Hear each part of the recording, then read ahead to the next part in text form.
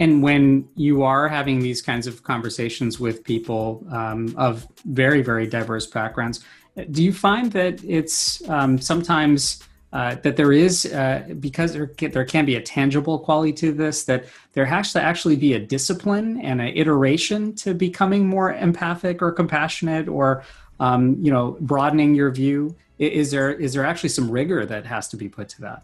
Yeah, definitely. I mean, I appreciate you digging a little deeper. I think, one of the things that I've learned in doing this work, and I'm teaching this course, and I have this show called Anti-Racism as a Spiritual Practice, and the way that I even came to that model was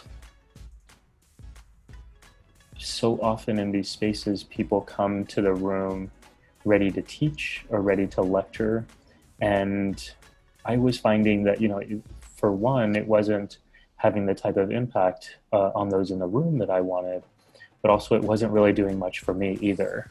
And so to change the model into one where we all go on a journey together, and, it might be the case that I know a bit more history or a bit more, policy around certain things around the areas where I specialize in.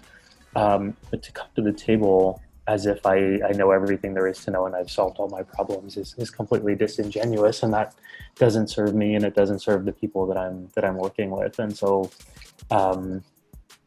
what I've really come to learn is the vulnerability, the humility. I think it would go back to that, right? Humility allows for vulnerability, and the humility to be able to acknowledge that I may be an expert in my field, but I don't know everything there is to know. And I certainly don't have a lot of the experiences that other people have that I can learn from.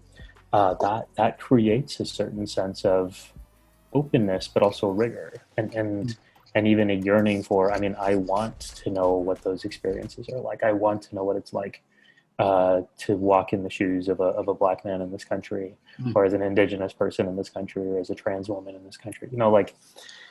I don't have those. I want to be empathetic. Like I find those to be important qualities. And so how do I access those? It needs to be a decentering of myself in order to center someone else's experiences.